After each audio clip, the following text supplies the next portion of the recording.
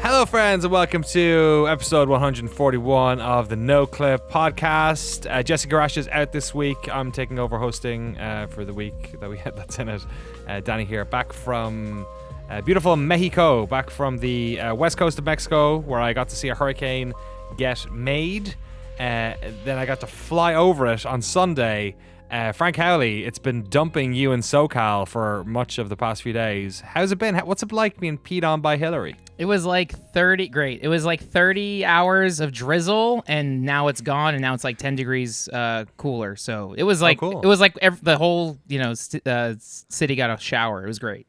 Nice. You don't live in the desert, so it No, didn't no. do that thing. I didn't understand. Jeremy Jane will know something about that. Jeremy Jane, how you doing, Jeremy Jane? I'm doing wonderful. It's good to see you. It's good to have you back in this country, and I'm glad that you survived flying over a hurricane, because it sounds dangerous. In this country, do you have a problem with other countries, Jeremy Jane? Is that what you're saying? Hey, why don't you go back where you came from, What from do you your think? vacation? Do you want to build a wall, Jeremy? Is that what you... What? I want to destroy all borders and all borders. all Cultural, borders. gender... I meant the bookstore. Complete. Fuck those guys. I want to destroy every instance Man. of the brick and mortar borders. You're not going after Amazon. You're just going after, like, large yeah, kind bookshops. of the second and third tier of bookshops. Yeah, it's real Yeah. particular evil. You're kind of you're going for there. Yep. We both spent time in the desert. One of the things that I didn't know before spending some time in the desert is just how nasty those flash floods get. Because Oh, it's yeah. like because I'm from Ireland, right? Which is like you could rain ad infinitum and it would never matter because it would just soak into the ground or wash into a river and into the beautiful ocean that's around us. But deserts are just like, they might as well be fucking bathtubs. They just don't soak any water into them at all. So if it rains and you're in like the bottom of a valley, then all that water's coming for you, like eventually. Yeah, I don't understand why that is. Why doesn't it just act like a sponge and suck all the water in? It's so dry. Exactly right. Aren't you thirsty? Yeah, right? Drinking right, the water. earth? Drinking water is important, which is something I know very well, because I went to Mexico, my friends, and I got what is colloquially known as Montezuma's revenge. Yes, that's my favorite name for a disease. First of all, I'm sorry to hear that. Second of all, my favorite name of a disease in the entire world. And one of the Montezuma's best Revenge. named video games of the 1980s as well. So, What is the game Montezuma's Revenge? Is it about diarrhea? it's not. He just took the name and made like a little... It's like a little spelunking platformer. It's like a DOS platformer, so it's like very like, pre-Commander Keen we're talking about here.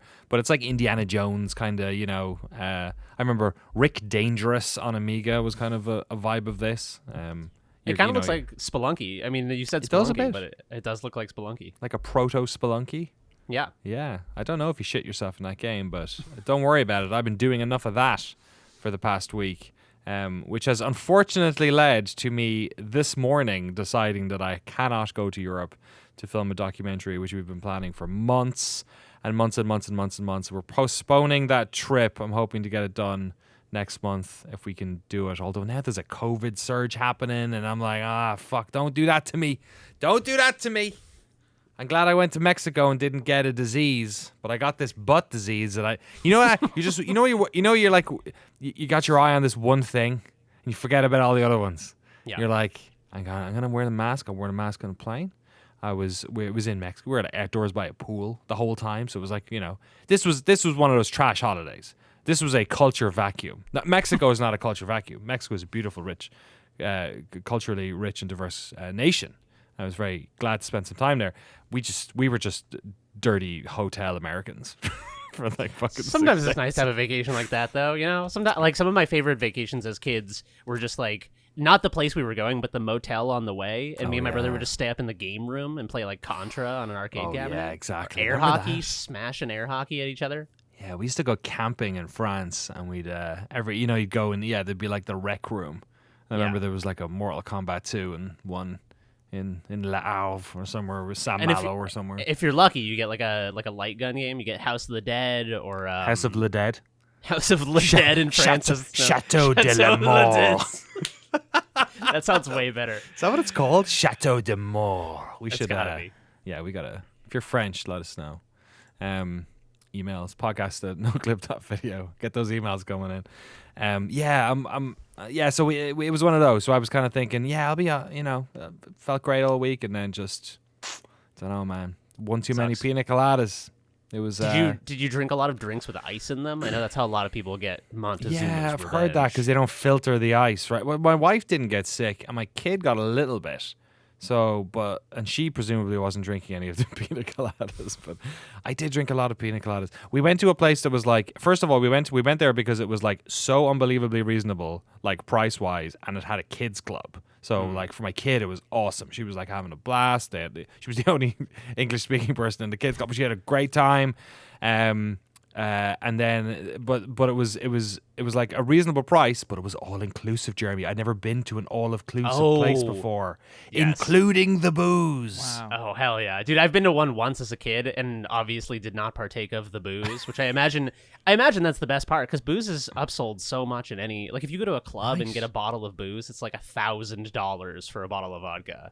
When you consider how much that bottle of vodka costs, Yeah. and then you consider how much your little measly shot of vodka is. What I liked about this as well was that they were very like, I'll say the drinks weren't particularly strong, which they're free, so I'm not going to complain. But then this one fucking dude, who he had a look on him, and I was like, "You're all right," and he was like, "Yeah, I'm hungover." And this guy's working a bar, and it's like noon, and he's hungover, and I'm like, "Yeah, my type of person. Let's go." And he says to me, "You want a double?" And I was like, "That's an option. Can you do that? You can do a double." And it turns out this was not some magic trick that this one man had. All of his friends behind the bar for the rest of the week were fine with me saying, "Can I have a double?" I will say a double was probably more like a regular pina colada. Yeah. So I was just kind of moving in that space. But at least for the first 4 days, maybe I just got alcohol poisoning. You might have just drank yourself sick. Might have just been, what else in pina colada? Like a coconut, isn't it? So I don't know. I just drank too many coconuts. Yeah, Like if you eat too many bananas. If you subsist just off of coconuts on an island, don't you shit yourself to death? I think you might have Swiss Family Robinsoned yourself. Myself, I did. I didn't think it would happen that fast. I thought I'd have a few months of coconut living before that happened. Gotcha. But yeah, if I was on a desert island, I would love to be on it with our Battle Pass holders. Battle Royale Games, Arno, Richard Matherson, James Brown, Jason Drury, Mark Rojas, Ryan Cobb, Cody Krieger, Tucker Morgan, Crimson Cyclist, Sven Huster, Carson, Tim Robinson, Forrest Pruitt, Andy Fegan, Darren Birmingham, Eric Hamilton Schneider, Cameron Ladd. Oh my God, I needed that. It's been 2 weeks. I'm just sitting there in my groin, waiting to get that Cameron Ladd out. Alex Sharp, Alex Couchet, George Sakotis, Jacob Godserve, Silvintro, James Andrew Adams, Tohir Tilyaev, and of course our good friend Ryson. Thank you all so much, and thank you all to all of our amazing patrons over at patreon.com/Noclip. We are working our asses off. We are not all spending our weeks in Mexico playing Montezuma's Revenge on our MS-DOS PCs that we brought with us in the bathroom. We've also been playing video games. Mostly one video game, which we will now not talk about for an hour. Gentlemen, what was the process of putting your Starfield code into your machine? He said it. Was that a good time? Broke the seal. Yeah. I didn't realize we were allowed to talk about it. I emailed you guys. I was like, here are your codes. Don't fucking... I know you sent me an email. Don't say boo. You sent me an email, and it was like you were like big red text, don't even tell your mom that you have this. And then I read the email that was you attached from them. Oh, you and did. It was and it was like, feel free to talk about the fact that you have this right underneath. I love how you guys read it better than I did. Because what happens? I was like, and then I saw fucking Greg Miller on Twitter being like, "I got Starfield," and I was like, "Oh, okay." He's lost his mind. He's breaking NDAs. Totally, I saw fucking everyone doing it, and I was like, "Oh, we can say." And then people were like posting the size of the installs. This used to be a lot more stringent, I feel, but anyway, whatever. How'd you guys? Was the install process nice? Or what? Sorry, Jeremy, what were you gonna say? The biggest problem for me is that both that and Baldur's Gate are like 130 gigabytes. So those are the only two things on my C drive right now. I had to like delete everything, migrate everything. I think I have like some tech. I have like my timesheets for work, Discord, Firefox, and Starfield and Baldur's Gate. And that's wow, Yeah. that's wild. Frank, how about you? How was your install experience? Did you go PC or because these codes work on both? I mean, you don't have to pick. It just it's cross save too. That's awesome. I installed it on my Xbox Series X, but I had to uninstall. Like I uninstalled Fallout 4 to make space for it, which I thought was very funny. Appropriate. So yeah, I had to delete a ton of games, got it installed, and it's been a good week. Well, I'm sure it's been a good week. I'm sure it's been a good week, Frank, because of all the things you did in your week and nothing to do with the video game that you played. Did you play any other games this week? Yes. Oh my God. Well, we'll talk about it with the game in particular, but just you have played that game. What game is it? Texas Chainsaw Massacre. Okay, we'll ask about that in a second. Yeah. How is Texas Chainsaw Massacre? Just in general, if you were to give it like a score out of 10, if you gave Texas Chainsaw Massacre like a score out of 10, what would you say? What would you give it? Man, it's still 8.5. Okay. Wow, Okay. all Let's division's hard for me, so let's say 8. Okay. Let's say a GameSpot 8, not an IGN 8. Okay. Yeah. Yeah. So it's more like a IGN 9. Let's say. Let's go. Sorry to all my friends over at IGN. Can't help it. It's very funny. Also, did you see the Immortals of Avium reviews came out today? No. I think IGN gave it an 8 and GameSpot gave it a 4. So it's Really? It's in line. It's in line with the Soma scale, as we used to call it.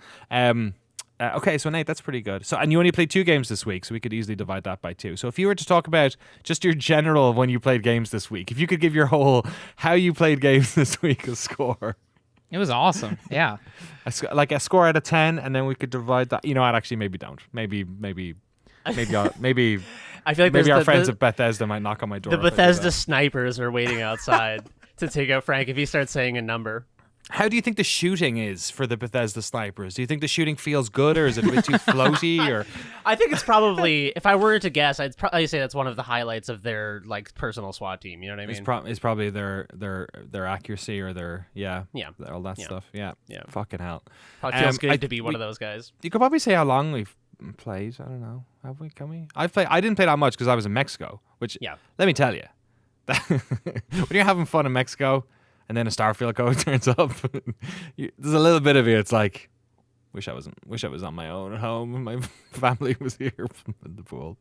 That's how I felt with Baldur's Gate. When Baldur's Gate came out, I went away for a week, and I was on the beach thinking about Baldur's Gate, which is it's conflicting because it's like it's a game I've looked forward to for 6 years, and it's canned happiness. Like I know that it'll stay fresh on the shelf like a can of Coke for me, but I'm still just like I just want to drink that can of Coke. You know what I mean? Actually, can I? I know we've talked about Baldur's Gate for like 2 weeks in a row now. Oh please, I'll talk about it all day. I want to make one slight correction, which is when I talked about it the first week. Sorry, I wasn't there last week. I did say that the Steam Deck version I jumped off immediately. So I went Googling about this, or I went on Reddit Googling. God, what am I, fucking 37? Oh, I am.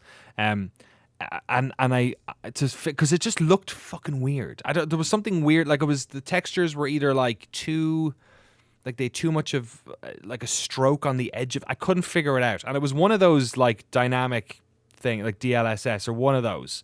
Basically, that people on Reddit were like, "Oh, turn all this shit off." I basically went on Reddit and went, "What's the optimum graphic settings for Baldur's Gate 3 on a Steam Deck? Like, just help me." And I went on and they were like, "Oh yeah, just turn these off, do this, do that, and it'll look fine." And I did all that and it looked totally fine. Like it looked, oh yeah, this runs okay now.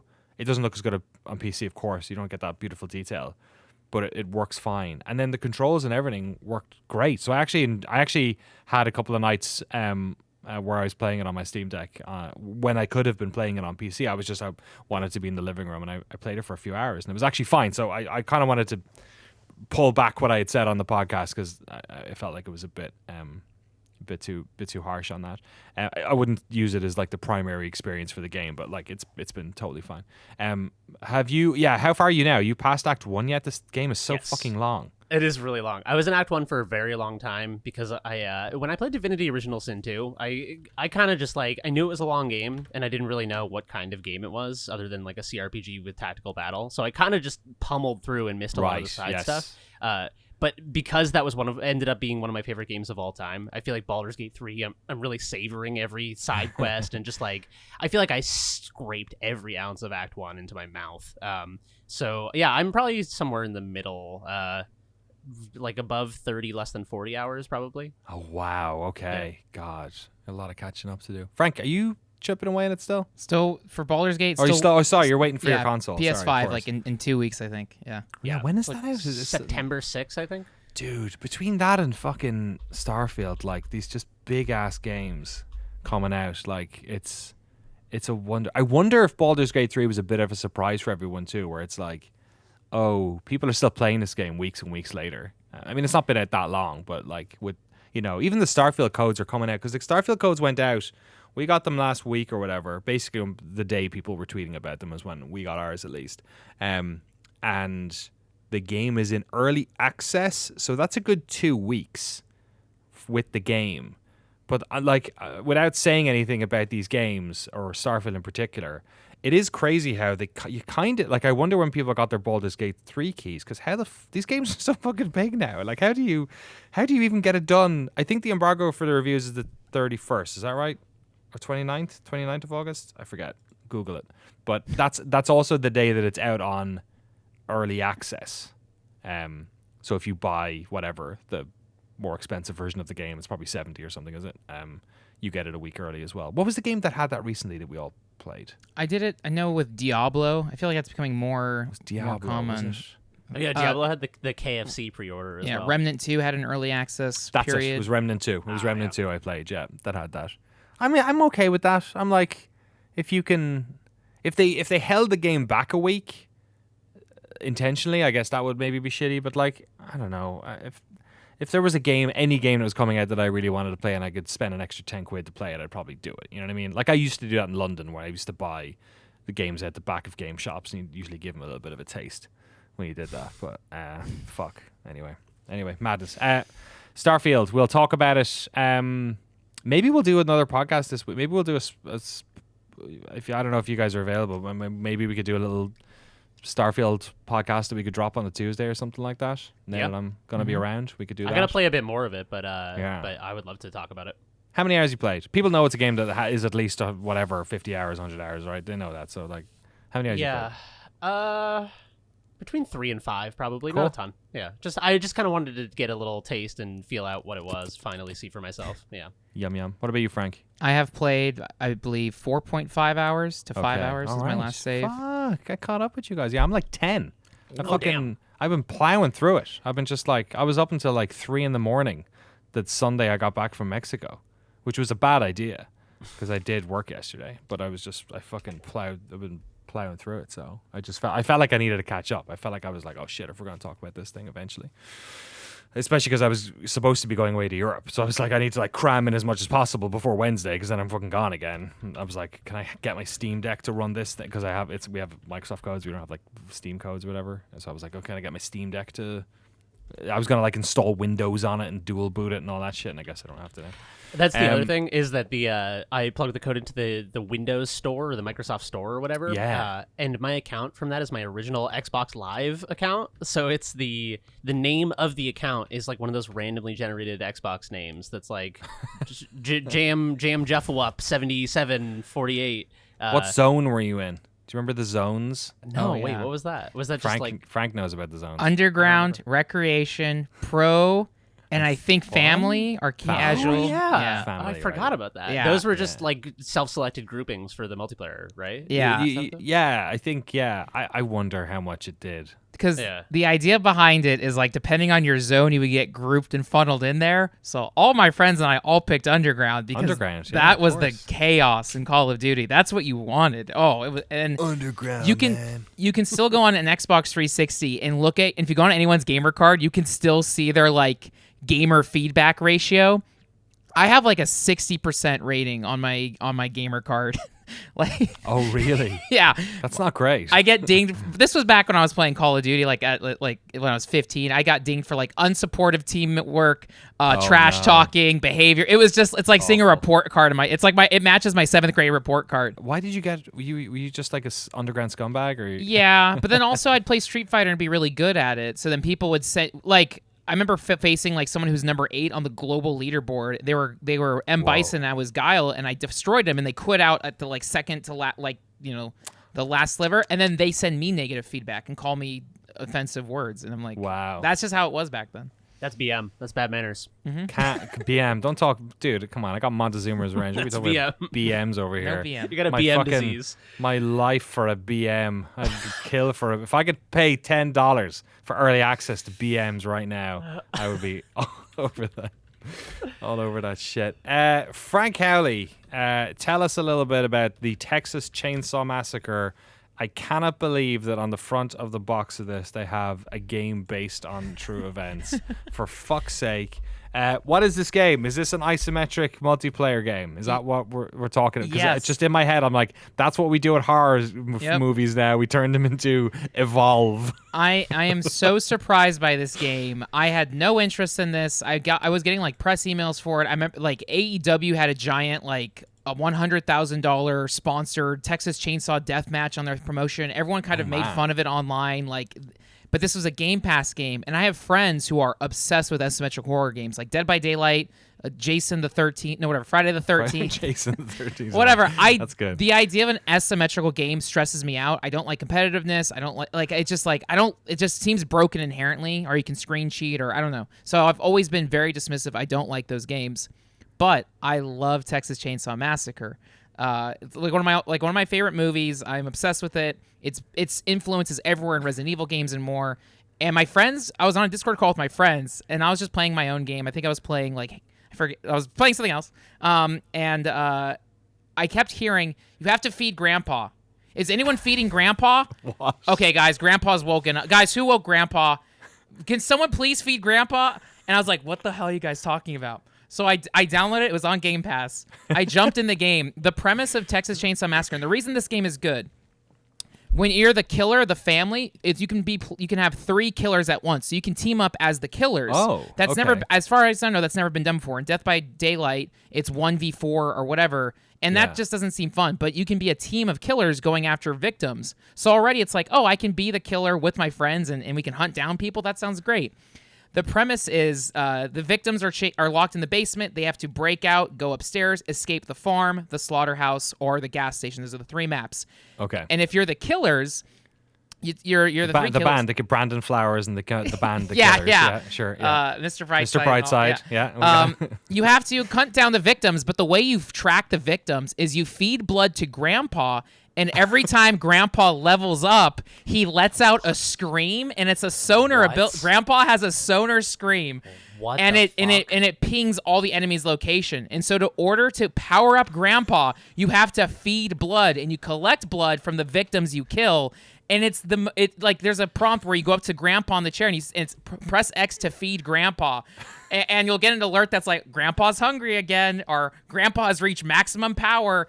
And it's the whole premise is just got to keep feeding Grandpa, and it's so fun to scream at everyone like, feed Grandpa or whatever. Or if you're the victims, you get alerts when Grandpa's woken up. So just that alone is hysterical. I love Am it. I forgetting like a key character in the lore So, of the Texas Chainsaw Massacre? Is It's this such from a the movie? Yeah, it's such a side thing. But in one of the scenes in Texas Chainsaw Massacre, the scene that really alerts like the girl that the whole family is crazy. She's at a family dinner, and they're eating plates off bones and stuff like that. And they give a hammer to Grandpa, who looks dead and is probably dead. And this old man hits this lady with a hammer, and it's like, get him, Grandpa. And so that Grandpa is kind of like the home base in this Texas Chainsaw Massacre. And there's a lot of dynamic elements. Stuff spawns different things. But it's amazing. Again, it's a Game Pass game, so I tried it for free. holy crap, it's fun. I've been staying up till 3 a.m. with friends. Last night, I played so much my Xbox controller died in my hands. My wireless headset died in my hands. I had to chain myself up to USB-C cables to keep playing. I rarely get hooked on a game like that. I have put more time into Texas Chainsaw Massacre than Starfield as of now. But the joy of it is playing a game with friends, screaming. My friends are also good at these games, so they kind of taught me. Right. And, you've got a good crew for this kind of thing, right? and there's the early rush where it's like, because I get to play games all the time, like it's like I feel like I have that advantage where I'm playing this game 3 days in a row, so we know the maps, we're destroying people. A few weeks from now it's gonna balance out, but right now it's like we hit the ground running, and it's just a blast. It's really, really surprising and fun. And if you're a fan of horror films, if you're a fan of Resident Evil, you might like it. You're collecting resources kind of like Last of Us. It feels like factions when you're fighting. The victims can fight back if you have certain items. You can set traps, things like that. I really, really like it. It also looks really, really good. That's great, man. It's developed by Sumo Digital, who do you know much about Sumo, Frank? Nuh-uh. So Sumo is like it's a large developer in the south of England. I want to say they're in Brighton, but I might be wrong. No, they're not. I think they're close. They're further north. They might be up near Guildford, I think. Who are sort of like they work on multiple projects. They do a lot of outsource. Like they are one of those companies that other developers outsource to. They're like a sort of a steady hand. They do a lot of licensed games. Like if you look on their Steam page here, they've done like a shed load of Sackboy: A Big Adventure DLC stuff. They work on load their own games as well. Snake Pass, I think, remember a couple of years back was one of their ones. So they work on like Sonic games and Sackboy games, and I think they I remember IO Interactive I think hired them for a bit of Hitman 3. I might be right. So they're sort of like this very steady hand, large enough studio, but they work on a bunch of stuff. So it's really cool to see them working on like sort of what I guess is a licensed game, but it's their own game. They worked on this themselves. It's not like they're helping on another developer's game. And knock it out of the park, it seems like. It's got very positive reviews on Steam, almost 5,000 of them. It's very positive. So that's pretty cool. There you go.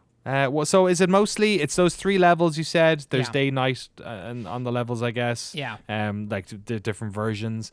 Is there much like character specific stuff? Like if you pick, is he Leatherface? Is that the guy from Texas? So each character kind of has their own strengths and weaknesses. Leatherface, everyone has like a special ability they can activate. Leatherface has the most damage with the chainsaw. What are the special abilities like? Like what are they kind of like for tracking and things like that? Yeah, so one character can track footsteps and they can hunt them down. One character basically has Ellie from Last of Us's like sonar hearing, things like that. Another character can put padlocks on doors, things like that. If you're the victims, if you're escaping, one girl has an ability to instantly unlock a locked door. Another person can do Ellie's hearing vision.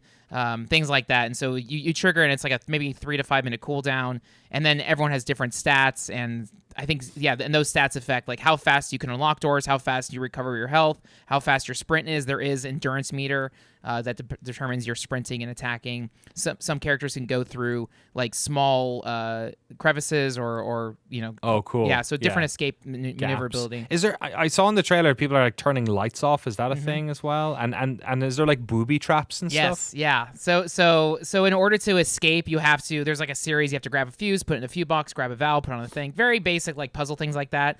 If you're the killers, you can set like bear traps near those environments in the bushes. Oh, cool. You can poison it, so if someone grabs the fuse, it will poison them and you take damage. The thing I am really impressed by, they only have the license to the first film, and it is so rinsed and detailed, specific. There's like behind the scenes photographs of the production of it. Oh, cool. So it's so detailed. They don't have, like, I was really curious, like, if you could play as Chop Top, who's like the killer in number 2, one of the guys in number 2. Chop Top. Chop Top's that's a real silly name. It's one of the, so Texas Chainsaw Massacre 2 is a comedy. They full went Gremlins with it. It is same filmmakers. Texas Chainsaw 1, and Texas Chainsaw 1 is pretty it's morbid, but it's very funny. 2, they went full on 80s. It opens with an Oingo Boingo song, but the character Chop Top in the Primus song, Jerry Was a Race Car Driver, there's the sample that's dog will hunt That's Right, Chop yeah. Top from Texas Chainsaw Massacre 2. Oh, It is wow. an amazing character. But I think what I saw, shit. they posted or tweeted something that they don't have the license number 2 yet, but perhaps if this game's successful, they can eventually do it. Right. They want DLC. I would love that because in number 2 there is the basement in number 2 is like a Goonies labyrinth cove. It's such a crazy movie, but yeah, the detail in 1 is amazing. Like even walking around the environments, like this is. I mean, it's like a Resident Evil mansion. It's so beautiful and detailed, and yeah, I really like walking around it. Let me sell you some DLC, Frank Howley. The Texas Chainsaw Massacre DLC here. We have the Slaughter Family Execution Pack 1. Wow. About this content. Unleash terror on your victims. Capitalized victims with these new gut-wrenching executions for the Slaughter family. This pack features 1 kill for each for Leatherface, the Cook, the Hitchhiker, Sissy, and Johnny. Happy hunting. So are they the various baddies you Yes. get to play as? And yeah, so it's sort of like I know you were a fan of what was it? The Snoop Dogg animations. at the Oh end yeah, of- Call of Duty, any Yeah. silly cosmetics and things like that. Always. So do you want to pick up the I- Slaughter Family Execution Pack? That's a product that you can Yeah, buy on the internet. I might because the fun thing of Fortnite is buying the stupid cosmetics and flaunting and annoying your teammates and enemies with it. And the executions they're straight up Mortal Kombat fatalities. They are so obscene. They're so violent, so gory. And they're also tied to achievements, perhaps. So So yeah, I think it's cool, but I do want to see them. And like the Joker would fit in so well in this game. It would ruin the tone, but this seems so similar to Mortal Kombat. Leatherface is in Mortal Kombat X, so now I kind of want to go back and play as yeah. Leatherface again. But yeah, I'm interested to see where they go with the DLC. If it supports the devs, if it helps us get the license to number 2, then maybe I don't know, but. The base game itself, especially on Game Pass, is great. Outside of Game Pass, I believe it's $40. It is crossplay between PS5, Series X, and PC. It is not crossplay if your PS4 is only on PS4, Xbox One is only on Xbox One. But that's it so far, and it's worked pretty well. What was the motive for Leatherface? Was he like eating people, or did he just love killing, or what was his deal?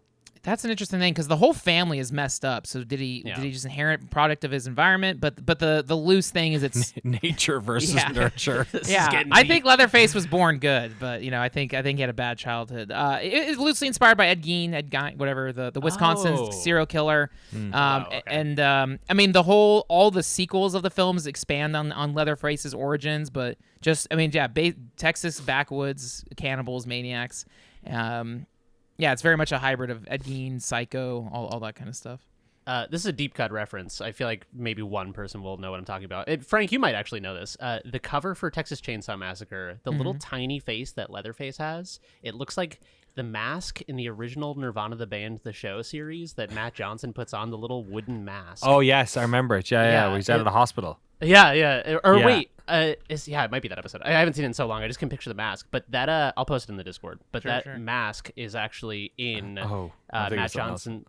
Matt Johnson's movie Blackberry. I guess he put it in the background. Oh, did you watch Blackberry yet? No, I haven't seen it yet. It's really good. Yeah. I will watch it eventually. But Have you watched it, Frank? Yeah, it's amazing. Yeah, it's really good. It's super good. If people don't know about it, it's Jeremy has been a disciple of Nirvana, the band, the show, for many years. Got me into it. Got probably a lot of people who listen to this podcast into it. But yeah, those guys made a commumentary. What do we call it? A comedy documentary about the invention of the BlackBerry, the old phone. It's very funny. there needs to be a term for the product biopic. You know how like biopic Yeah. is a person, but now we've got like things about Michael Jordan shoes. It's not about But Michael Jordan. I feel like some of these are so like the people are so codified themselves. Yeah, Like that's true. I watched Air as well off of Frank's recommendation. It's a very easy to watch movie. Yeah. It's like it's not amazing. It's like what I don't know what you call those movies, but Matt Damon's in a lot of them. It's like Ford versus Ferrari. It's just like here's some history and it's well shot, and here's some songs Let's go, doodle doo. The terms are like there's dad movies, but there's also like Sorkin exploitation, which is just like here's yeah, a lot there here's you a here's a lot a lot of of facts dialogue. at you, and like yes. It's like watching a Wikipedia article. I was just about to say it's like the most entertaining Wikipedia article Yeah. with like snappy dialogue. Mm-hmm. Yeah, My favorite part is when they're fighting with Adidas about signing Jordan, and he just goes and says Adolf Dassler, and he's like, they called him Adi, yeah, and his name was Adolf. He was a Nazi, and they were like, he wasn't a Nazi, he was in Hitler Youth, and I was like, was he? And I looked it up, and it was like, oh yeah, for sure, he was Is that the founder of Adidas? of Adidas. Really? Yeah, I guess once Adolf was done with certain parts of their populace, they had a lot of open market for shoemaking. So Holy shit. yeah, it's kind of Yeah. dark. There's a lot of weird dark, not to go down a whole rabbit hole here, but there's a lot of weird dark things about like companies that collaborated with the Nazis, and they're like, oh, Oh, yeah, yeah. no, we just make cars. We're like, and we kind of just like, yeah, I mean, yeah, we'll just like Yeah. brush past that. You guys could just like make sedans now. Yeah, keep calm and carry on meant something different in Germany during those years. I think keep calm and don't fucking rock the boat or participate in genocide. It really anyway. But Texas Chainsaw Massacre. Let's move on. Fucking hell. Another game I'm playing that I can't talk about, but I have been given the okay. I got let me just double check from Digital Eclipse's Drew Scanlon. Says it is okay for me to talk about the making of Karateka. Have either of you guys ever played Karateka? No, what is that? Is that old school side-scrolling karate game? It is, or Karateka, some people call it. I always call it yeah. Karateka. This is the Jordan Mechner game, which was before Prince of Persia. So before he made Prince of Persia, the original Prince of Persia with the rotoscoping and all that. Karateka was the game that did a bunch of that stuff. It was like an Apple II game primarily, which it looks very much like the original Prince of Persia. It's a side-scrolling game, but instead of you exploring this underground labyrinth to try to get the girl, you are fighting some dudes and doing sort of like karate things. There's a genre of this game, like international karate, IK plus, that type of stuff, where you're like side-scrolling. This is before there was fighting games, right? So it's like side-scrolling, and you're basically punching high, punching low. So it's like precursor to fighting games in many ways too. To get the girl, it's basically this. I think it's a lot of the same video footage or animations what they used when making it. Jordan Mechner is one of these guys. There's a great Prince of Persia book that I've read. I think we've talked about it on the podcast before, which has a lot of his diary in it. Because John Romero's great because he remembers everything. Jordan Mechner's great because he kept everything. So he has all his old games. He has all the like research materials, the videotapes they used of his like dad dressed up in a gi that he rotoscoped, all that sort of stuff. The ones he did with his I think it was, I thought brother, but his brother doesn't come up in this thing, so I don't know. So I can't talk about the game that I've played, the making of Karateka, but I'm talking about Karateka. That's what's happening here. I'm not breaking any embargoes. The embargo for this is about 12 hours before the embargo for Starfield, I think, so we'll talk about it next week. But the making of Karateka is super interesting and very close to what like Noclip's ethos is, where Digital Eclipse, these are the people who made Atari 50. These are also our old landlords in Emeryville, Mike Micah and all the folks over there. They have basically made this thing like a sort of a why am I blanking on the name of the movie? What's the selection of movies? Like the Criterion Collection? Yes, thank you. The Criterion Collection. Thank you. Of course, Jeremy. I'm looking at Jeremy's face going, you know what I mean? They are making a Criterion Collection of video games, basically. Oh, cool. And they are a way of playing the game and also learning about the history of the game. And if you've played Atari 50, you know what I'm talking about. Atari 50 is a game that you play by going through this like sort of visual encyclopedia almost, but like very multimedia. It's got pictures, videos, and then you jump into the games. Like in Atari 50, they have like they'll talk about some games and then they're like, go play the game, or go play a beta of this game that was never released, or go play our new version of this game as you're going through the story. So it's fantastic. It's a really great way of learning about the history and also playing the history at the same time. So it's like ultimate like video game documentary, preservationist, all that sort of stuff. And the Making of Karateka is basically that, but for one game. This is the history of this game, and we're gonna get you through the whole thing. I think it's being sold for $20. I think. Looking around here, I think it is. It's gonna be on. I'm just trying to see if it's gonna be on Game Pass or anything here. I can't see Game Pass. No, I can't see. I think it's $20. Frank, do you mind looking up just while I'm doing this sort of stuff? Just see if the Making of Karateka. See if we've got a price on that one. But yes, I believe I might be wrong here. I believe the name of the thing, they're calling it I should have written this down before we got in here. Sorry. They have a name for their Criterion Collection thing. It's like the Gold Masters series. I think is what it is. Gold Master series. And this is number 1, and it's the Making of Karateka. So I think the idea is they're going to do more of these. They're going to do like sets like the Criterion Collection of all of these different history ofs, which is really cool, because I remember back years ago, Jeremy, I remember talking to Mike about when we were renting that space down there, and he was saying they were thinking about doing something with video and preservation and things like that. And obviously this is what it ended up kind of merging into. It's a super interesting way of like covering the history of these games. Yeah. I ended up I've mentioned this on the podcast before, but I edited a few things for them years ago. It was a collection they did of old Blizzard games. So it was Blackthorn, Rock and Roll Racing, Lost Vikings, baby. Lost Vikings, yeah, of course. Yeah. So yeah, edited some mini docs for them. Yeah, it was cool. Was it the Blizzard Arcade Collection? Is that what it's called? I think so. If it's those 3 games, that's definitely what it was. Yes, yeah, that's what the name of it. Yeah. But yeah, no, it's cool. I appreciate that they're, I mean, it like when you watch a movie that you really love and you want to watch the extra features and like go look up director's commentary and stuff. I feel like there isn't always something like that for games, especially from an era where like games were just like a thing you had on a floppy disk and or like a CD-ROM or whatever, and it was just the game, and then you moved on with your life. But yeah, I don't know. It's cool to like enrich our understanding of that a little bit. I feel like I know more about the people who made games in the contemporary age because we now have people. I mean, I guess you had like Romero and stuff. Like there were like, but rock only stars certain and stuff. ones, right? Yeah. Like yeah, exactly. So yeah, it's cool. I mean, any way to like enhance my understanding of how a game was made, I feel like enhances my appreciation for the game itself. So I appreciate that they're doing that. Yeah, so it'll be out. I'll be able to talk about it next week, what I think about it.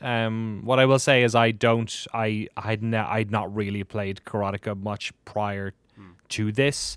So like my feeling in the same way with the Atari 50 stuff, I wasn't an Atari kid. So like it's all older than me, you know what I mean? Like if this was the Making of Prince of Persia, it would have been one that I was like, oh great, I know a lot about this, I'll be interested in it. But I didn't know much going into this beforehand, so I would love to say more about how that feels, about not knowing something about a game and then playing a game. But like that's what the Atari 50 one was like for me as well. Was like I really enjoyed the Atari 50 because I was getting to know a lot about this game, or these games before, like that I did.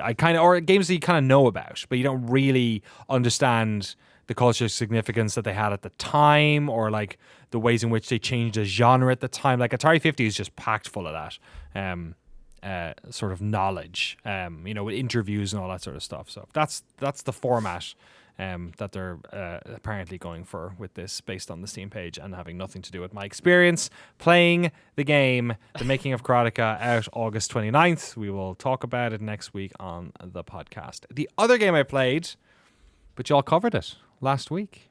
Frank Howley did in his opening salvo. Quake 2. Oh yeah, that Quake 2 remake. Yeah, what do you think? Because you're an OG Quake fan from back in the day, right? See, here's the thing, Jeremy. This game is making me realize, am I? Are you questioning your identity as a Quake fan? Yeah, not that I don't not like it, not because of that, but because a couple of hours into playing this thing, I was like, I really have not played Quake 2. Oh, really? Like that's where my brain went. Was Quake 1, I have the problem here is the shareware stuff, right? Or like the opening levels. Because Quake 1, like that opening slipgate that you get into, there's 4 in Quake 1. that opening one I've completed maybe 100 times, but I have completed the rest of Quake over the years. Or the way in which Quake 1 works is that you can go into any of the 4 slip gates at any time. So maybe I didn't get to the end of lots of them, but Quake 1, you know, it came out when I was, what was Quake 1? Quake 1 was, Half-Life was 96. Quake 1 was 94, I think. Am I crazy? When was Doom? 93? Quake 1? Quake 95? It was 96? It was 96. So it came out when I was 10. So I was pretty young when Quake 1 came out, but I played it at a friend's house, and then I eventually played it myself. But like I feel like I've played most of Quake, and I've completed Quake once, I'm sure, in the past at least. Like I remember completing Quake. Quake 2, I have played shitloads of multiplayer of, and I have played the opening like 4 levels or whatever loads of times. But like I kind of get my Quake fix when I've done that. I just go in and play the opening couple of levels of Quake 2 and I'm like, yeah, fuck, Quake 2 rocks, this is great, and then turn it off. And then so now I'm actually like going through the whole thing and I'm like, I've not played any of this shit. Like, what? This is fucking crazy. Like, these levels are huge, and to say nothing of the Machine Games sections, which I've not touched yet at all, which are ridiculously large. It's a great remake, remaster, whatever Night Dive are calling it. I'm really enjoying it. On the flight to Mexico, I mostly just played that one Quake 2 level. I always forget the name of it, but the big open air one with the railgun on top. I played that against bots for like 90 minutes. Yeah, that's great. Classic. That's like what I would do in the late 90s and early 2000s with what was the Turok Quake? Do you guys know the Turok game that was Turok Rage Wars? The one like, with the cerebral bore? No, that was the N64 one. Yeah. Well, they were all N64, the ones that I played, but Turok Rage Wars was like a Quake war, or like an early Quake kind of like multiplayer clone, but it was in the guise of Turok. I don't really remember it that well, but I mean, there's so many Quake engine games. Yeah. Like a certain game made by Valve in 1996. We forget that Half-Life is a Quake game. Yeah. All of the Medal of Honors were. Call of Duty 1? I think a lot of those games still have Quake code in them. I think. That's cool. I gotta play Quake 2 remake, remaster, whatever it's called, just for like a history lesson. Yeah, Requake. It's just it's I didn't even have to pay for it because I owned Quake 2 on Steam. So it's just like, what version you want to download? Oh, that's cool. Oh, they just gave it to you if you own Quake. Yeah. Oh. Anyone who has Quake 2 on Steam, and the same one with the Quake 1 remaster. I had that as well. So they just got it. And I was playing it on Steam Deck, which is like, I wouldn't think is a great way to play any 90s first-person shooter. It's not a very good way to play Half-Life, I'll say that. But it's perfect. It's great on it, yeah. So Quake 2, it's great. Great little thing. Digital Foundry review came out a couple of days ago as well, and they were shouting its praises. I think Night Dive have done a fantastic job. Maybe they sold themselves to... Was it Nexon? Who bought Night Dive? I forget. Somebody bought Night Dive. Maybe they did it a couple of weeks too early. Maybe they just would have added a couple of dollars onto the... Oh, Atari bought them, right? Yeah. Was it? Atari, was it Atari bought? Atari who owns closed its Atari? acquisition of Night Dive Studios May 2023. Who owns Atari? I don't know. I wonder. Cui bono? It's impossible to tell. Everyone owns everyone. Who owns us? Who owns me? The lovely patrons. No, does Nolan Bushnell own me? I don't. Yeah, you're right. The lovely patrons do, exactly. Yeah. So those are the games that we've played that aren't Starfield. You guys gonna play a lot of Starfield before we talk next? Do you think, or you still Baldur's Gating? That's the thing. Is like these games are, in a way, I look at these two games and I'm like, well, that's me settled until 2024. I know. Like, I'm just gonna. I was thinking about, like, because last week when you were gone, we were talking about Tears of the Kingdom and how it made a very strong initial impression. And then as you play it longer, you kind of realize what it is more acutely. And I was thinking about how flawed the idea of reviewers having to rush. I mean, people have talked about this, but like rushing through a game and then giving a review and letting people know whether or not you liked it, whether or not they should buy it, is like, it's such a flawed system because I feel like even if it's a short game, you just have no sense of whether or not it's a good game until you sit on it for a while. So I feel like it's such I don't know, it's just weird how there's like a wave of hype around a game when it comes out, and then I feel like nobody really knows how much they like it for like 3 months or like a year or something. It's so nobody strange. knows what the game is until like the community gets involved, like more and more. And like I think we're both probably people who have a respect and a reverie for the work of reviewing of course, and its yeah. history. Yeah. But it does, especially with these big games, it does seem less and less like relevant entirely to the way we talk about games. And, Yeah. but it occupies such an important part of it because of the scores and everything, you know? Yeah, and like it is odd too. I was thinking about since I've been going back and playing a lot of like games that were blind spots of mine from the 90s and early 2000s and stuff, just games that I saw like in PC Gamer, and I was like, oh, I want to play that, and I never did. And it's funny to go back and look and be like, is that game worth my time? And your knee jerk is to go back and look at reviews. And it's like, I'm just having this realization that the way that we like codify history of whether a game was good or not is an inherently flawed system, because it's a bunch of people who have to make kind of a snap momentary decision because they're under. I mean, like, you know, I've cut video reviews before. I remember how stressful it is to, you know, get the thing good and polished and make sure it's final. Fucking for the Tamor did like embargo. 3 overnights in a row for Elden Ring, I think, or something. Like, it was crazy. And it's just insane. Yeah, it's just like, I mean, obviously there's no objectivity when it comes to that stuff. Everything is subjective on some level, and you try to be objective, but it's like with the added time pressure, I just feel like it totally warps the whole process of your own understanding of, cause you just need like time to incubate on whether or not you like enjoyed an experience, whether it was worthwhile, whether it was like fun in a toy-like way, or whether it was some sort of like deeper, satisfying experience that you'll think about in the future and stuff. It's just like, yeah, it's bizarre how we're just like, oh, that's a 7, and then we just move on, and then for 30 years later, I look back and I'm like, oh, that game was a 7, and it's like, I don't know, it's just like some guy who was like staying up too late and like smoking a cigarette. He's like, this review has to be finished tomorrow. Yeah, fuck. I used to have a real trouble with the Formula 1 games because you're like, every year you have to review one of those games, but every year is such a reflection of the previous years, and also you're having played the previous years so long, and what your expectations are, and what the audience expectations are. And I remember thinking like, and also I remember thinking about previous scores in those games and being like, well, have I set myself up with this weird precedent of saying that this next game, even though it has more than the previous game, is worse than the previous game because it didn't hit my expectation mark as much? And like, how personal is that to me? Or what's the expectation of the audience about? Like, obviously none of that shit matters, but that's when you're reviewing a game. But like, that stuff goes through your head a bit of like, yeah, it's bizarre. Like, especially when you're doing the scores. I am more and more enjoying the Eurogamer and other people's way of just saying like, you know, get it, don't, or, you know, recommend, don't recommend, whatever, that type of thing.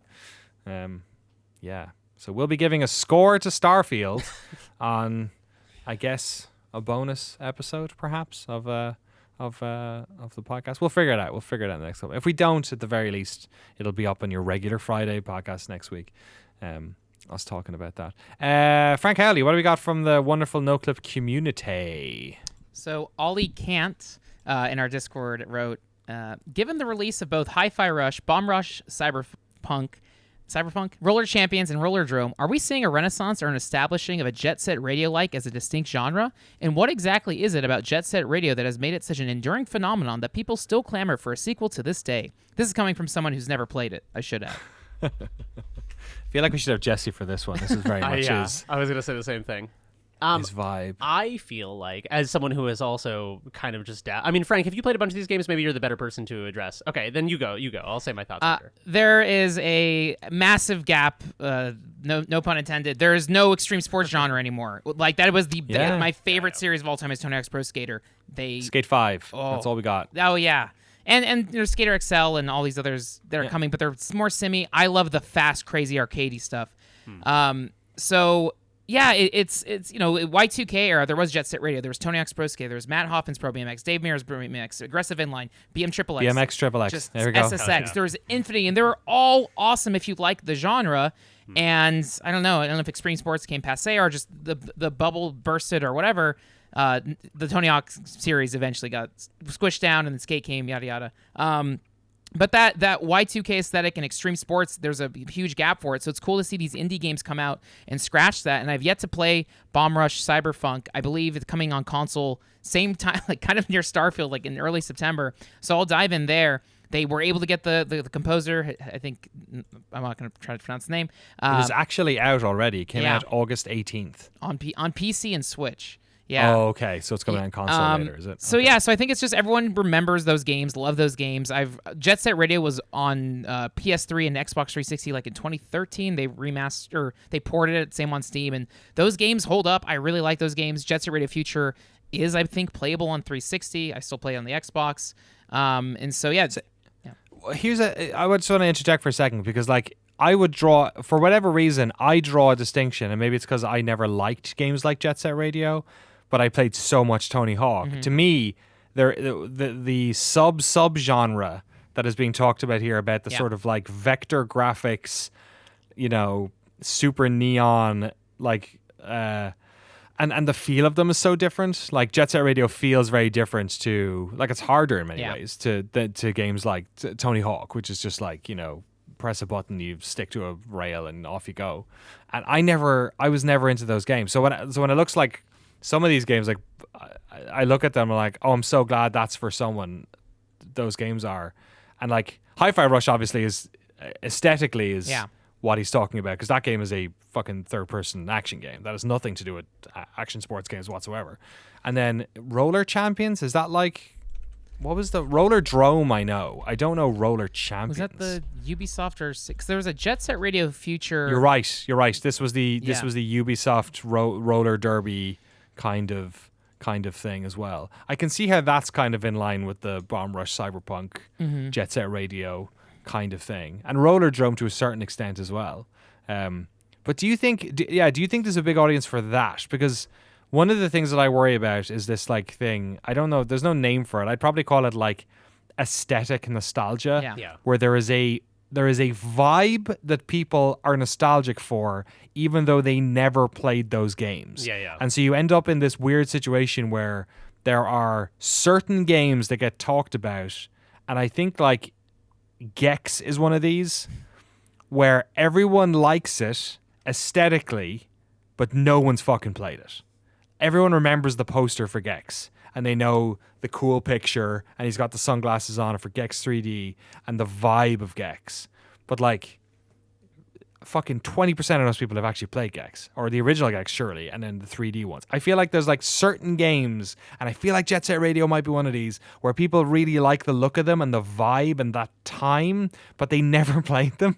Yeah. So I don't know. I could be completely wrong though. No, I totally agree with you. And I'm guilty of it myself in some ways, because sometimes I'll play a game and it looks so good and I like the aesthetic so much that part of the joy of it is just having this like interactive piece of art where it can just go around and see all the different sprites and the models and stuff. And Hi-Fi Rush was that for me for sure. Oh, really? The game just looked great. I was just like, oh, this is fun. And then it fell off after a while. I haven't played any of... I played like the extreme sports games, like the Tony Hawks and stuff we were talking about, but I haven't played Hi-Fi Rush, I haven't played Jet Set, I haven't played Bomb Rush, Cyberfunk. I don't know why I can't remember that name. It's hard to say. It does not roll off the tongue. No. I think part of the reason that they're interesting to me is that they tap into just like a sense of aesthetic that, and again, this is the aesthetic dimension of the game that we're talking about as like a kind of what's for sale here. They tap into this like street art, graffiti, bombastic, colorful, like neon thing that feels so separate from like most video game aesthetics, with the exception of things like I was trying to think of exceptions. I guess like Splatoon is very colorful and stuff. But like I feel like most of the stuff that's very colorful like that is more juvenile, and so it's kind of cool to see something that's very bombastic and colorful and street art oriented and like like if Mark Echo's Getting Up was like fruit colored, right? You know what I mean? People would probably like Mark Echo's Getting Up a lot more if it did have a bit more like visual flourish to it. That is probably one of the problems with that game, is that it just looks so fucking late 90s PC. It's just so it looks like the 50 cent video games, but like Blood on the Sand. It looks like it has that like gritty like early mid 2000s kind of like everything is brown and dark. But I don't know, I feel like these games are in touch with a kind of like countercultural aesthetic that is very unique and not seen a lot in games, and so I think it just feels like even people who aren't super familiar with the gameplay or the genre or something, they're like, oh, this is interesting and this feels very different in a meaningful way, because it's drawing from different influences, and it feels less like a bunch of dudes in a room designing a video game and more like someone drawing upon the world at large and like taking That's true. You know what I mean? So it's pulling it's art. And actually that's a good, Frank, that's like, I wonder, because I feel like you might be like more clued into this sort of stuff because you go to things like anime conventions, right, and like comic conventions and all this sort of stuff.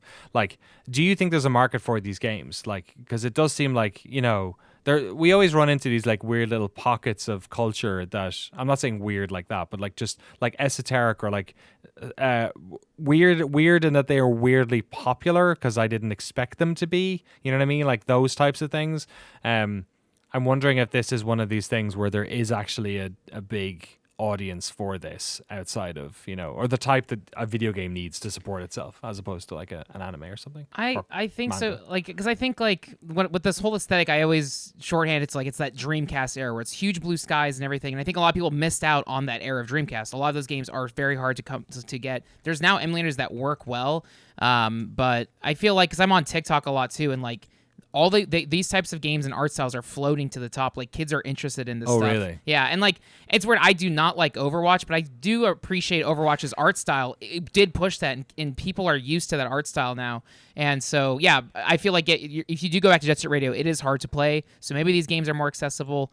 But I'm always so in favor of just anything that is that Y2K Shibuya, super splashy. It speaks to me.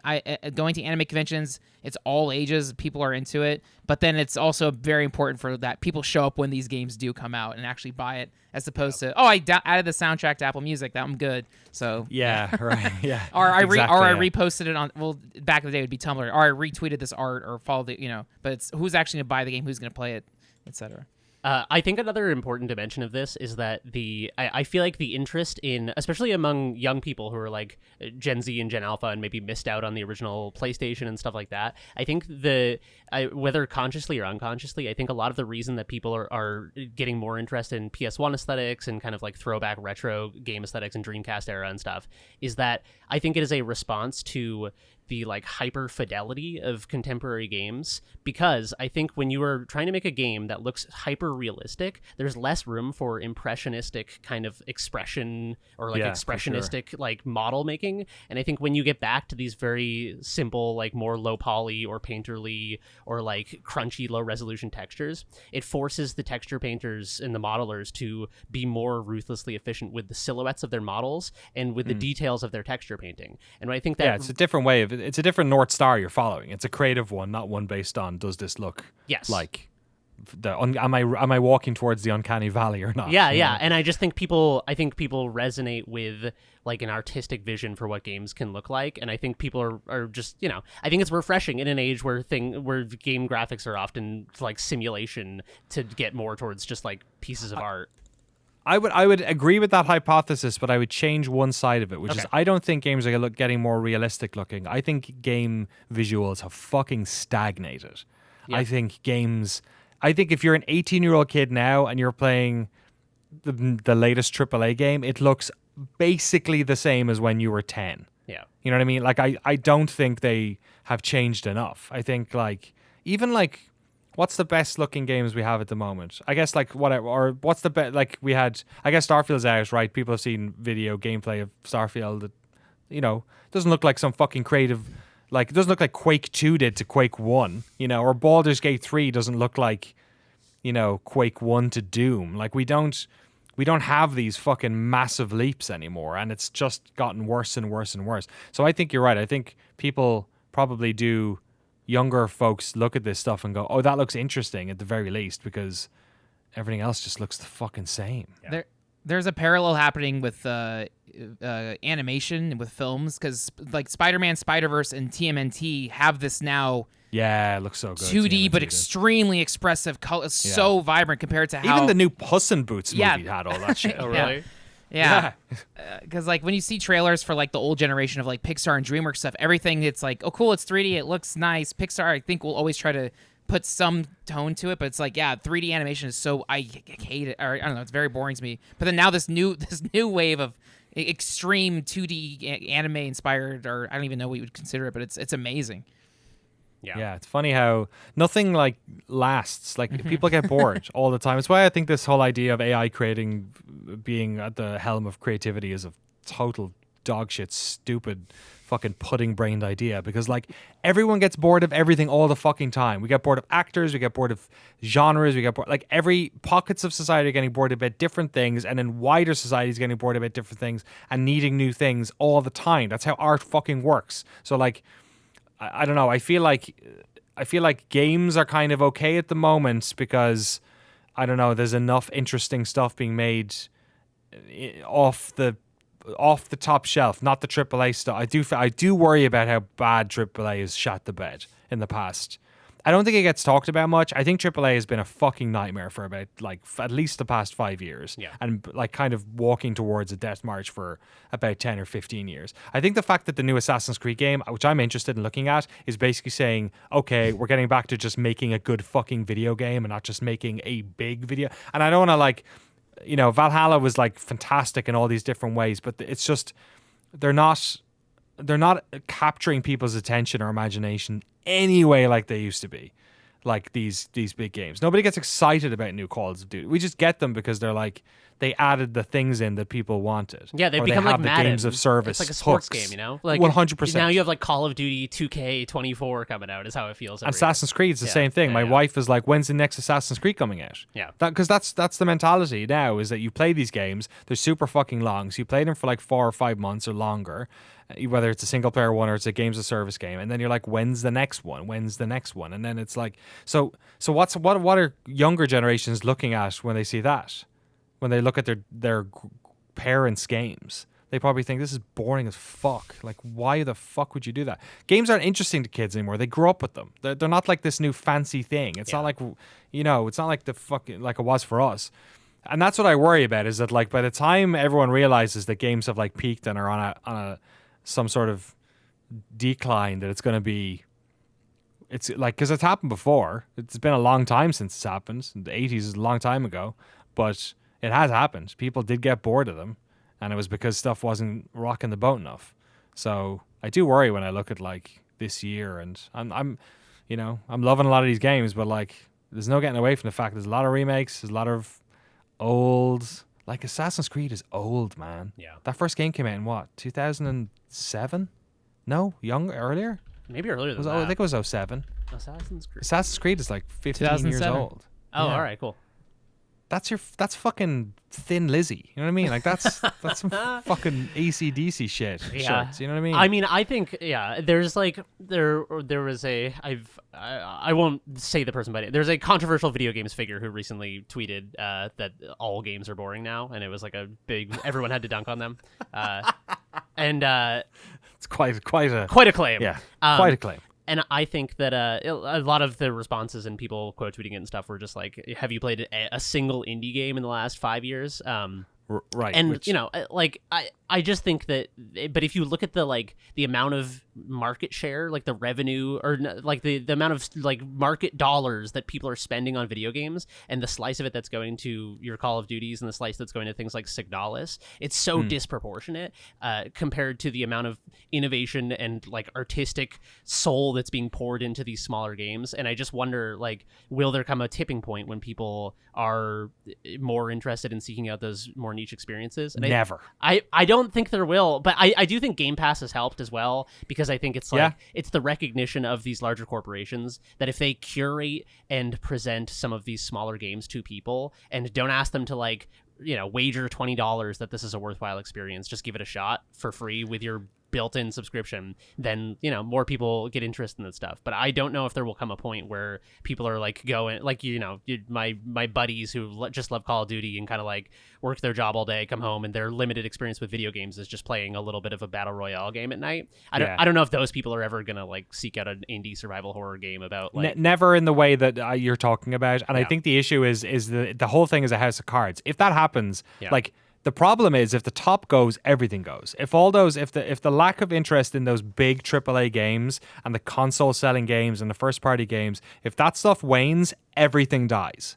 Like, there is no world in which like indie games survive that, because you need people playing games, buying consoles, being active on Steam, doing all this sort of stuff. You need like a big market for these smaller little markets to survive with enough like stuff going on in them. I do think there's going to be a reckoning on the Game Pass stuff as well. That was clearly like a big play by a couple of different companies trying to get market share. Microsoft really wanted to make sure they sold consoles, that they got people into their ecosystem, that now we know now Starfield's coming out, you get a code and it plays on both things, blah blah blah blah.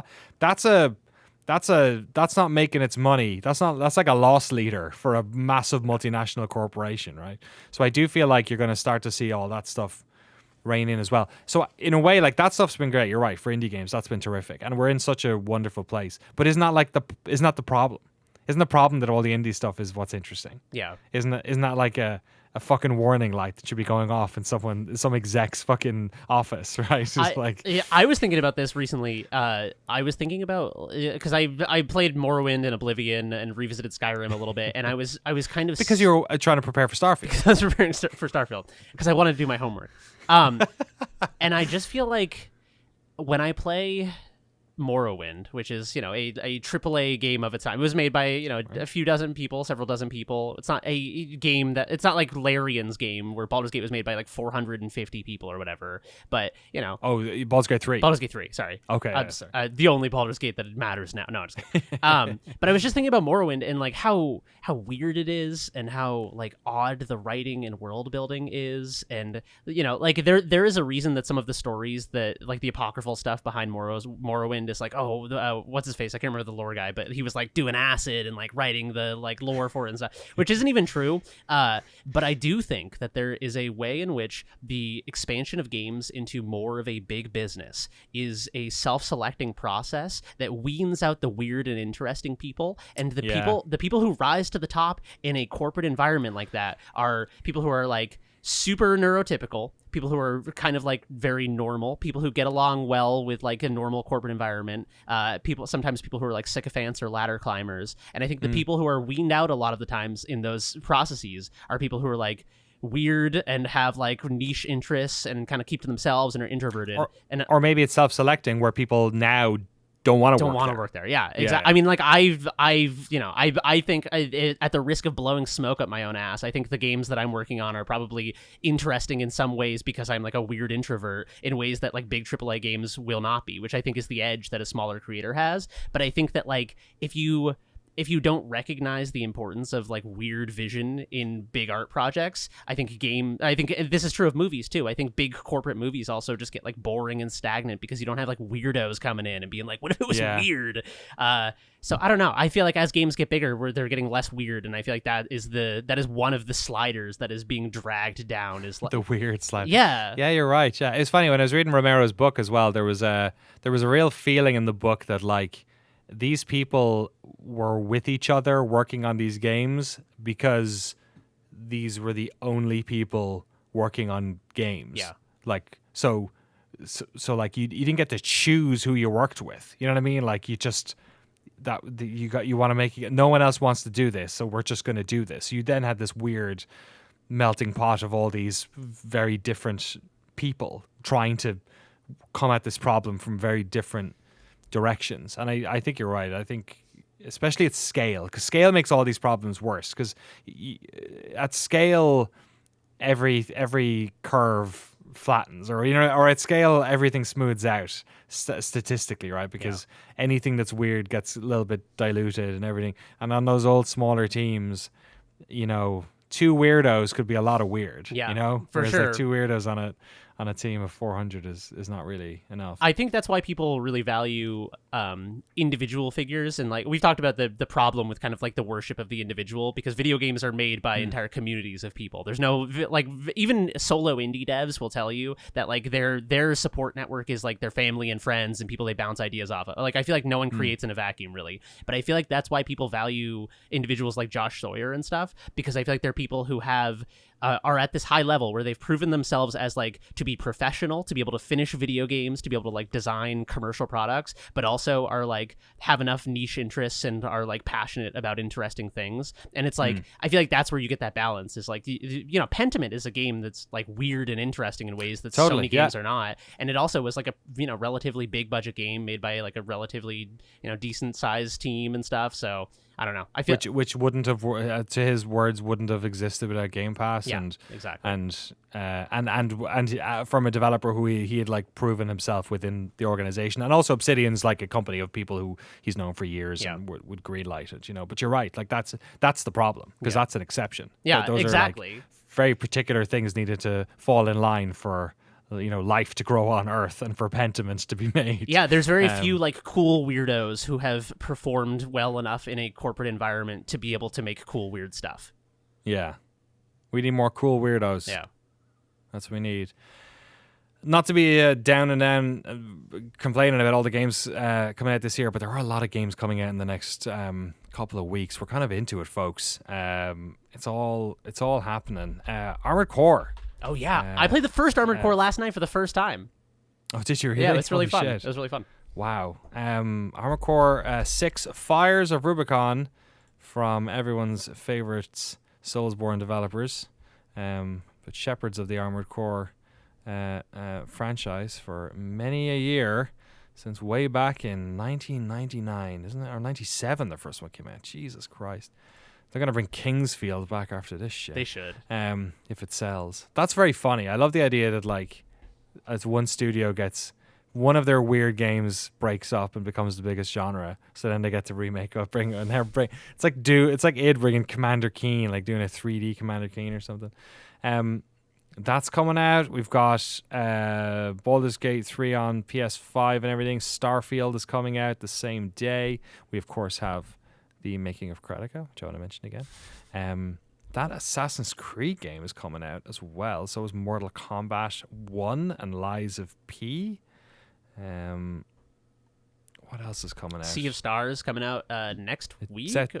Is it? It's out pretty soon, I think. August 29th, it says, yeah. There's a little mini documentary about the making of that over on The Escapist. Oh, really? The Gamumentary crowd. Assassin's Creed Mirage is out in October, it looks like. What else is coming out? Batman Arkham Trilogy. The Metal Gear Solid remaster collection or whatever from Konami, which people have been complaining about some of the resolutions going to be those games are in. Total War Pharaoh. I think that's going to be interesting. When is that? Did that Pharaoh remake come out? It did come out, didn't it? Yeah, it did come out. Yeah, my wife played like fucking 500 hours of it. She's having a blast. She love that shit. Super Mario RPG is coming out on Nintendo Switch on November 17th. We can all sing along to that. And a bunch of other games. I'm not looking at an exhaustive list here, just looking at Wikipedia. Alan Wake 2. City Skylines 2, October 24th. When's Alan Wake 2 coming out? I saw it there a second ago. They pushed it back a week because it was coming out the same week as Spider-Man. So now I think it's like October 27th, a little bit later. You're right. It is, yeah. And again, Spider-Man then is coming out as well. And that Alone in the Dark remake is coming out as well. It's wild. What a weird Lots year. of Lots of video games out there. Strange year for video games. Lots of ups, lots of downs. Lots of ups. Remake of Agatha Christie Murder on the Orient Express coming out as well, for all you fans of that 2006 classic. A lot of video games. We'll talk about some more next week here on the podcast. In the meantime, go check out some of our beautiful videotapes. I'm just about finished getting all the E3 2010 videos, the press conferences. I found Microsoft, Sony, Nintendo, EA, and Ubisoft. I'm going to get those up pretty soon. I'm editing some documentaries I can talk about and some ones I can't, now that I'm not going to Europe. So hopefully we'll reschedule that trip in the not too distant, because that was going to be a fun project. We've not announced what it was or what it is. We do have a couple of other European things actually going on too, so maybe I can double up some other ones. A lot of fun projects coming out that we have not talked about for the rest of this year, so keep your ears peeled for that shit. And yeah, that's it. That's a podcast. Help support our work over at patreon.com/noclip. Frank, what are you doing for the rest of your week? I've been helping Mega 64 shoot a video, so I've been traveling down to San Diego. And nice. Yeah, it's nostalgic. It's fun. It's good just hanging out. So excellent. Send our best to Rocco and the chums. And Jeremy, what are you doing for the rest of your week? I got to catch up on some color grading, and we have a lot of color grading to do. We have a lot of color grading. I've been doing a bunch of game dev. Also, I have to briefly, this will take 10 seconds. I have to tell you guys a dream I had last night, which I know is usually that's the most boring setup to a boring story. I swear to God, this one's amazing. This is the dream I had right before I woke up this morning. I would describe this as a low budget David Fincher scene from a David Fincher movie. Me and my partner were hunting a serial killer. We were like detectives, and could not get a good look at the guy who's off in the distance. Ran into a house and then ran out the back door. And we ran in, and there was a woman in there screaming. And we were like, "What did he look like? What did he look like?" And she was like, "He was covered in leaves." And it was like a ghillie suit. And she was like, "I don't know. He was covered in leaves." And we ran out the back, and it was a forest back there. And we were like, "Oh no, he could be anywhere." Oh no! It was just like it was like no! It was like a dumb person's idea of a really good scene in a David Fincher movie where like he's covered in leaves, and they run out back, and they're just like all the shots of the leaves everywhere. But I just woke up, and I was in the dream. It was very intense and serious, and I woke up laughing because it was like, that's so fucking dumb. He's covered in leaves. I think I've referred to this mod before on this podcast, but Crate 3 Arena, which was the Quake 3 mod, where all the levels took place in crate, like warehouses and crate yards, and every character who spawned in was a crate. Oh my god! So you were a crate, everyone else was a crate. So you couldn't tell who wasn't a crate or not. So it's pretty good. Just covered in crates. Crate 3 Arena reminds me of that. He was a crate. He was covered in crates. He's covered in crates. Exactly. Thank you all so much for listening to us talk about video games for a while and other things. We hope you're keeping well, and we'll see you next time on the Noclip podcast. Bye.